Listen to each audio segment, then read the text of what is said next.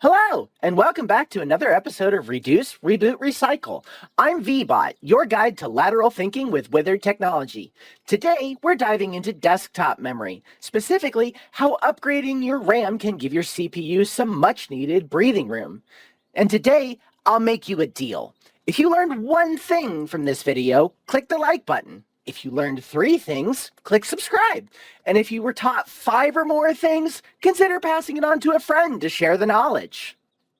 So what is RAM? RAM, or Random Access Memory, is the short-term memory that your computer uses to hold data it's actively working on. It's volatile, meaning it loses everything when your PC shuts down. You can think of it as kind of a temporary workspace. The bigger your workshop, the more you can do at once. Now that we know what RAM is, do you need more of it? For years, most computers shipped with about 8 gigabytes of RAM. Today, that's often not enough. Windows alone can use close to half of that just to run the operating system. Add common applications like Discord, Steam, your browser, and antivirus software, and it fills up fast. To check your current usage, you'll right-click on the taskbar and select the Task Manager. Go to the Performance tab and click on Memory. Here you'll see a breakdown of your current RAM usage. For example, when I'm running my stream setup, I hit nearly 18 gigabytes of usage, something a standard 2018 machine with 8 gigabytes would struggle with. If your PC feels slow right after booting up, it could be due to apps launching automatically during startup. To check this, we'll go into the Task Manager again and click on Startup Apps. It looks like a speedometer. Disable anything that you don't need right away. I personally disable things like Spotify and Discord. They only launch when I want them to, when I need them. If you're still idling above 50% usage after trimming all startup apps, it's time to consider a RAM upgrade. Let's move on to identifying what you already have. Before buying new RAM, you'll need to know what your motherboard supports. For that, we'll use a free utility called CPU-Z, available from CPUID.com. Be cautious while downloading. Stick to official links as malicious ads are common as seen on these screens. As you'll see, when I enable my VPN and enable an ad blocker, they go away. Once you've installed CPU-Z, go ahead and run it and allow it to make changes to your system. Go to the Mainboard tab. Note the manufacturer and the model number of the motherboard. Now go ahead and switch to the Memory tab.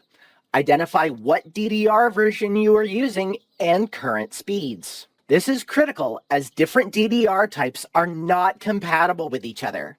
Now it's time to go ahead and do some research. Visit your motherboard manufacturer's website and look up your specific board and review the specifications for RAM. For example, my board supports DDR4 up to 4733 MHz.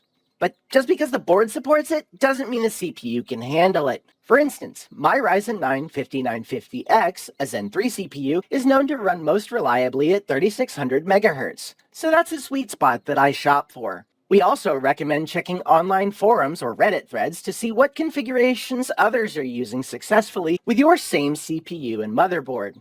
When buying RAM, stick to reputable brands like Crucial or G-Skill. Buy from first-party sellers. Avoid third-party vendors on sites like Amazon or Newegg whenever possible. Check the cache latency, which is listed as CL. Lower numbers generally mean faster response times. Opt for 2 sticks of higher capacity over 4 sticks of lower ones. Dual-channel kits, like 2x16 gigabytes, are more stable and usually perform better. Never mix RAM specifications, as mixing different RAM speeds or capacities can cause instability and force all sticks to run at the lowest common denominator. So now that we've been shopping and our RAM has arrived, what's next? It's time to install it. Power down your PC and unplug everything.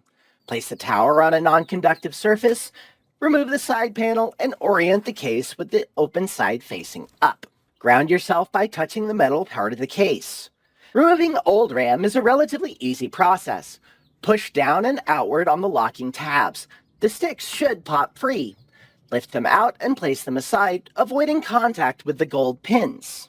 If these pins are touched, you can clean them with isopropyl alcohol and a lint-free cloth. Go ahead and align the notched edge of the new RAM with the key in the slot. Install the sticks in the same colored, lowest number slots for proper operation. Press down firmly and evenly until the locking tabs click into place.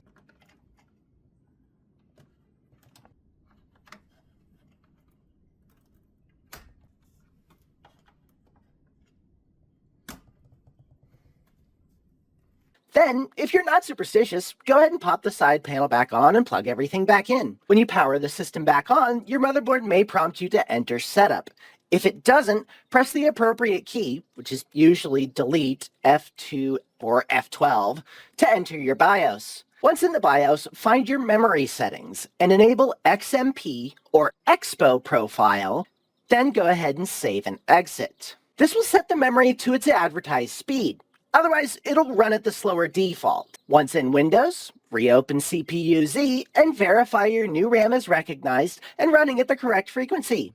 And that's it! Your CPU now has the headroom it needs to multitask, game, or stream without choking on memory limits. Enjoy the smoother performance and take pride in extending the life of your system. Thank you so much for watching. If you enjoyed the video, don't forget to like, subscribe, and stick around for the outtakes. I'll see you next time for more lateral thinking with withered technology. Yeah.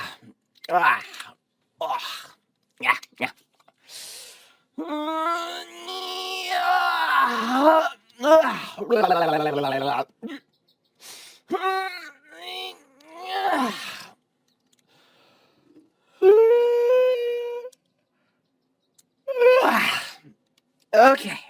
All right. Let's get started. Hello. Not again. Is the short-term memory that your computer's... It's volatile, meaning that it could be due to long... I personally say idling above 50% usage after... Research or upgrade. My Ryzen 9 59 fix...